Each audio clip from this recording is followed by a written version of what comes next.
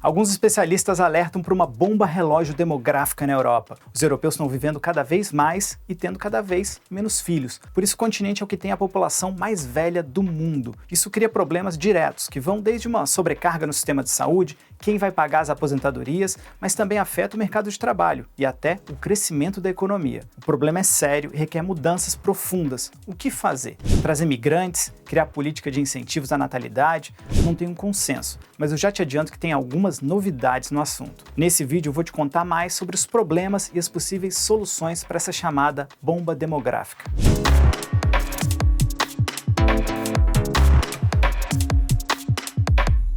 Em 2022, a população da Europa encolheu pelo segundo ano seguido, ou seja, significa que o número de europeus que morreram ultrapassou a quantidade de nascimentos e de pessoas que imigraram para o continente. Isso é uma tendência na região. A média de idade na Europa é de 44 anos. Para vocês terem uma ideia, isso é 14 anos a mais do que o resto do mundo. A média no Brasil é de 33 anos. Nesse momento, mais de 445 milhões de pessoas vivem na União Europeia. Vamos ver como a pirâmide demográfica da região mudou no decorrer das décadas? A base que representa as crianças e jovens foi ficando cada vez mais estreita. O corpo foi engordando e o topo também, o que mostra que cada vez mais pessoas estão na terceira idade.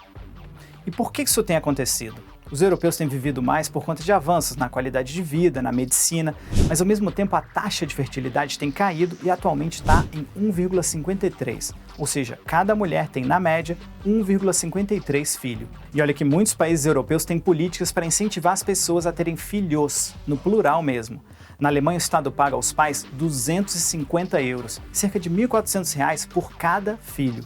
E após o nascimento, os pais têm 14 meses de licença que eles podem dividir entre eles como eles acharem melhor. Mas mesmo assim, a taxa de fertilidade alemã está em 1,53 também. O país europeu com a taxa mais alta é a França, com 1,86. A taxa necessária para manter a população do mesmo tamanho é 2,1.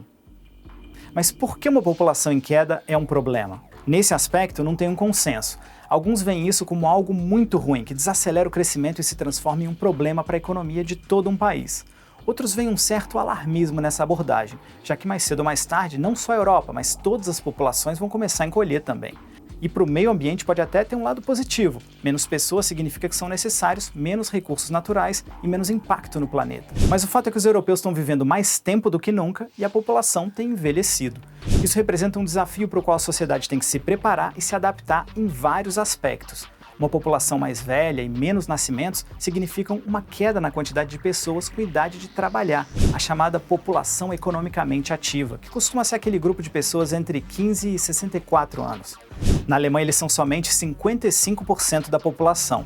Essa parcela da sociedade é quem paga os impostos para manter o sistema funcionando, inclusive as aposentadorias. Ao mesmo tempo, a expectativa de vida tem crescido, o que significa que as pessoas vão viver mais tempo como aposentados. Uma trabalhadora francesa deve, em média, viver 27 anos da vida dela aposentada. Em termos de qualidade de vida, isso é genial, mas é preciso adaptar o sistema para essa conta fechar. Mas e quais são as soluções? Se as pessoas estão vivendo mais e melhor, então é natural que elas se aposentem mais tarde. Mas mexer na aposentadoria é sempre um assunto super polêmico e tem gerado discussões em todo o continente. Vocês devem ter visto os protestos na França, né? A Comissão Europeia disse que 9 países precisam de uma reforma nas aposentadorias. Nesse grupo estão as maiores economias da zona do euro, como a Alemanha, a França, a Itália e a Holanda. Alguns países já vincularam a idade da aposentadoria à expectativa de vida, como é o caso da Finlândia, ou seja, a expectativa de vida cresce e automaticamente a idade da aposentadoria aumenta também. Mas e a imigração?